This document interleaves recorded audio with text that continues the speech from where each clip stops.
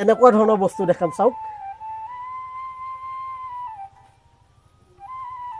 এয়া চাওক নৰসিংহ হিৰণ্যকশিপুৰক বধ কৰা এটা দৃশ্য কি সুন্দৰভাৱে বনাই ৰাখিছে ভাস্কৰ্য শিল্পীগৰাকীয়ে ড্ৰেগন আহোমৰ প্ৰতীক অহৰহ লাগি থাকিবলগীয়া হয় আৰু সেই তেতিয়াহে এটা বস্তুৱে প্ৰাণ পাই উঠে আৰু এয়া চাওক মহাত্মা গান্ধী নমস্কাৰ বন্ধুসকল ৰিণ্টুৱে ৰুমা পেজৰ অন্য টি ভিডিঅ'লৈ আপোনালোক সকলোকে স্বাগতম জনালোঁ বন্ধুসকল আজি আপোনালোকক দেখাম এটা অদ্ভুত মানে প্ৰতিভাৰ এজন ব্যক্তিক আৰু তেওঁ কিছুমান এনেকুৱা কাম কৰি আছে যিটো কাম কৰিবলৈ অধ্যৱসায় লাগিব একাগ্ৰতা লাগিব মনোবল লাগিব সেইখিনি থাকিব লাগিব তেতিয়াহে তেওঁ সেইটো কাম কৰিব পাৰিব তেনেকুৱা এজন ব্যক্তিক মই আপোনালোকৰ ওচৰত মই চিনাকি কৰাই দিম আৰু ভাস্কৰ্য শিল্পী হয় তেওঁ এনেকুৱা কিছুমান কাম কৰে যিকোনো বস্তু জড় বস্তুৰ পৰা তেওঁ এটা জীৱন্ত অৱস্থালৈ তেওঁ ৰূপান্তৰ কৰি দিব পাৰে যিকোনো বস্তু কাঠেই হওক বা বাঁহেই হওক বাঁহৰ মুঢ়া হওক বা কাঠৰ মুঢ়া হওক যিকোনো বস্তুৰ পৰা তেওঁ একদম জীৱন্ত ৰূপ দি দিব পাৰে এয়া দাই লাগি আছে কামত দাই মানে হ'ল আমি সচৰাচৰ দাই বুলি কওঁ দাই অৰ্থটো হ'ল খুৰা আৰু মোৰ এয়া খুৰাই হয় আৰু তেওঁ কিবা কাম এটাত লাগি আছে চাওক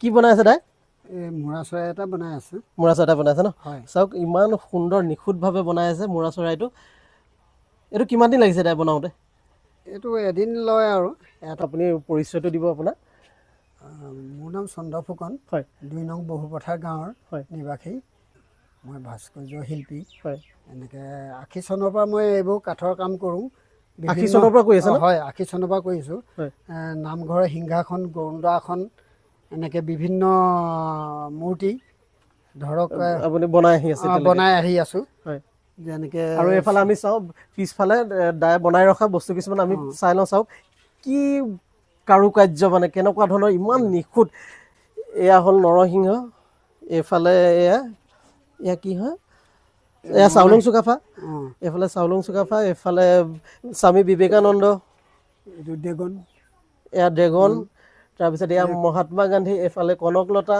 এইফালে কোন এয়া স্বামী হেৰি লোকনাথ ব্ৰহ্মচাৰী হয় লোকনাথ ব্ৰহ্মচাৰী হেৰি ৰাধা এইফালে চাওক প্ৰায় আধা হৈ আছে ইয়াত মানে ৰঙৰ কাম বাকী আছে কিছুমানৰ এইখিনি গোটেইখিনি বনাই ৰাখিছে এইখিনি ৰং কৰিবলৈ বাকী আছে এইফালে মৰা চৰাই এইফালে দুটি চৰাই মানে পোৱালিক খুৱাই আছে এইখিনি গোটেইখিনি কাঠৰ মুঢ়া হয় এনেকুৱাৰ পৰা আপুনি ভাবেনে বাৰু যে এনেকুৱা বস্তু নিৰ্মাণ হ'ব পাৰে সেয়া সম্ভৱ কৰি তুলিছে আমাৰ দায়ে একাগ্ৰতাৰে কামটো কৰিব লাগিব তেতিয়াহে এটা বস্তুৱে প্ৰাণ পাই উঠে চাওক এনেকুৱা বস্তু এটাৰ পৰা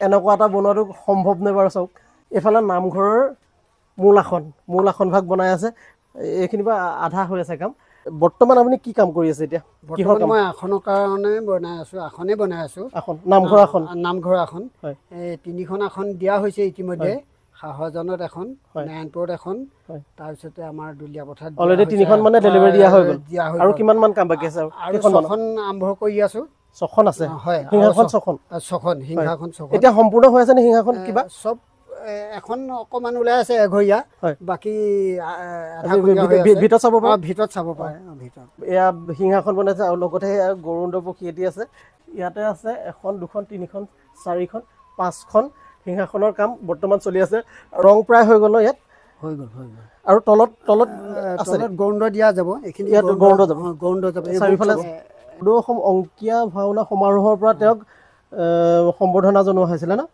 দাই এইখিনি যে আপুনি যে বনাই আছে ইমানখিনি বস্তু দেখিলোঁ এতিয়ালৈকে একদম ইমান নিখুঁতভাৱে বনাই আছে ন মানে আপুনি বনোৱাৰ আৰম্ভণিতে আপোনাৰ কাৰ পৰা অনুপ্ৰাণিত হৈ পেলাই এনেকৈ বনাবলৈ আৰম্ভ কৰিলে বস্তুবোৰ মই আগতে ৰাজমিস্ত্ৰী আছিলোঁ মই ঘৰ মানে পকা কাম কৰোঁ তাৰপিছত পকা ঘৰৰ যিবিলাক বিল্ডিঙৰ দৰ্জা খিৰিকী বনাওঁ এই দৰ্জা খিৰিকীবিলাকত আৰ্ট কৰিব লাগে এই আৰ্টখিনি কৰোঁতে এই লাইনটো অলপকৈ আহিলে তাৰপিছত লাহে লাহে ঠগা ঘৰুৱা তাৰমানে ঠগা বনাইছিলোঁ তাৰপিছত কৰণী এনেকৈ বনাওঁতে তাৰমানে এই লাইনটো আহি গ'ল প্ৰথম মই ড্ৰেগন বনাইছিলোঁ ড্ৰেগন বনালোঁ প্ৰথম হাতী বনালোঁ এনেকৈ বৰ্তমান বনাই লাহে লাহে উৎসাহ পাই আহি মহাত্মা গান্ধী বনালোঁ স্বামী বিবেকানন্দ লোকনাথ ব্ৰহ্মচাৰী শংকৰদেৱ মাধৱদেৱ স্বামী বিবেকানন্দ তাৰপৰা চাউলুং চুকাফা স্বামী হেৰি ৰাধা কনকলতা ড্ৰেগন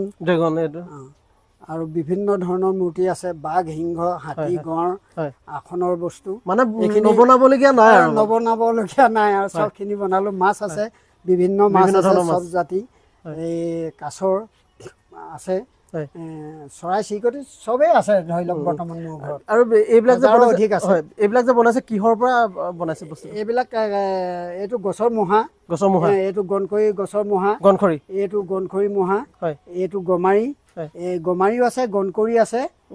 যদি আপোনালোকে এনেকুৱা ধৰণৰ মূৰ্তি ক্ৰয় কৰিব বিচাৰে বা আপোনালোকে অৰ্ডাৰ দি বনাব বিচাৰে, একদম হুবহু বনাই দিব। আপোনালোকক যেনেকুৱা ধৰণৰ লাগে, আপোনাৰ নিজৰ প্ৰতিচ্ছবিটো যদি লাগে তেওঁ ইয়াত খোদিত কৰি দিব। যদি বিচাৰে মই ফোন নাম্বাৰটো মোৰ ভিডিঅ'ত দি দিম, আপোনালোকে তাৰ পৰা সংগ্ৰহ কৰি পেলাই তেওঁলৈ ডাইৰেক্টলি ফোন কৰি বস্তুটো অৰ্ডাৰ কৰিব পাৰিব আৰু খুব কম দিনৰ ভিতৰত এটা উচিত মূল্য দি পেলাই আপোনালোকে লৈ যাব পাৰিব, হয়নে দাদা? হয়, ঠিক আছে, মই আপোনালোকক নাম্বাৰটো দি দিম। সেইমতে আপোনালোকে নাম্বাৰটোৰ পৰা তেওঁক ডাইৰেক্টলি যোগাযোগ কৰি পেলাই যিকোনো বস্তু আপোনালোকে ক্ৰয় কৰিব পাৰিব। বস্তুখিনি চাই লওক, ব'লক ভিতৰলৈ চাওঁ।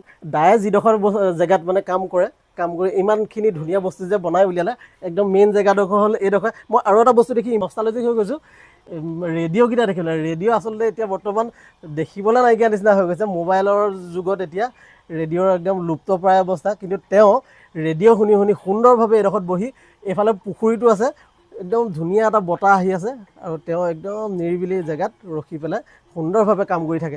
এইখিনি যদি চাই, এইবিলাক গোটেই কাঠৰ মূঢ়া টুকুৰা গোটেই ইয়াৰ পৰাই যিকোনো বস্তু এটাৰ মানে প্ৰাণ পাই উঠে। আচলতে ক'ৰ পৰা সংগ্ৰহ কৰে কাঠৰ এইবিলাক টুকুৰাবিলাক? গাঁৱৰ পৰা বিচাৰোঁ, মূঢ়া খানি খানি আনি থওঁ। হয়, এইবিলাক গড় বনাবৰ কাৰণে আনি থৈছোঁ। এইবিলাক কি কাঠ হয়? এইটো হেৰি শেৱালি গছৰ শিপা। শেৱালি গছৰ? শেৱালি গছৰ শিপা ভাল নহয়, ভাল কাঠ এইটো। হয়, ভিতৰৰ বস্তুখিনি আমি দেখাম। এইফালে আহক, এইফালে চাওক, গোটেই মূৰ্তিয়ে মূৰ্তি ইয়াত। এইফালে এয়া কোন হয়? নবীন বুঢ়াগোহাঁই, চাওঁ নবীন বুঢ়াগোহাঁই। আৰু এইফালে গৰুড় পক্ষী। এইখিনি সিংহাসনত লগাবৰ কাৰণে, সিংহাসনত লগাম। এইফালে ওপৰত এইসোপা চব চৰাই। চাওক, এইটো এটা সাপ, এইটো এটা মাছ অকল এটাই নহয়, ইমানখিনি আছে। চাওক, বহুতো মাছ আছে ইয়াত, চব বিধৰ মাছ আছে, চব বিধৰ মাছ। আৰু এইফালে এটা কাছ, এইটো কাছ। এইফালে বাহিৰত দেখাইছিলোঁ চাউলুং চুকাফা। এইফালে এজন চাউলুং চুকাফা ইয়াত অকণমান ডাঙৰকৈ মূৰ্তিটো দেখুৱাইছে। আৰু এইফালে মহাত্মা গান্ধী, এইফালে ডম্বৰুধৰ দেওধাই ফুকন, আৰু এয়া লাচিত বৰফুকন আছিলে। এইফালে ভূপেন হাজৰিকা। এইফালে শ্ৰীযুত চন্দ্ৰ ফুকন, বিশিষ্ট ভাস্কৰ্য শিল্পী, সম্বৰ্ধনা পত্ৰ। এইখন ক'ৰ পৰা দিছিলে? সদৌ টাই আহোম ছাত্ৰ সন্থাৰ ফালৰ পৰা তেওঁক এয়া সন্মানিত কৰা হৈছিলে। আৰু এইফালে শ্ৰীমন্ত শংকৰদেৱ সংঘৰ ফালৰ পৰা, নহয়নে, সম্বৰ্ধনা পত্ৰ এখন। তাৰপিছত এইখন এখন জিলা উদ্যোগ আৰু বাণিজ্য কেন্দ্ৰৰ পৰা দিছিলে। আৰু ওপৰৰ এইখিনি দেখাই দিয়ে, এইখিনি মানে ঘৰটোত আপোনালোকে যিফালে চাই সেইফালে আপোনালোকে এনেকুৱা বস্তুৱে দেখা পাব চবতে। এইবিলাক সিংহাসনৰ কাৰণে নহয় জানো গোটেইখিনি? হয়, সিংহাসনৰ কাৰণে। এইফালে সিংহাসনৰ কাৰণে এইবিলাক ৰং কৰিবলগীয়া হৈ আছে কিছুমান।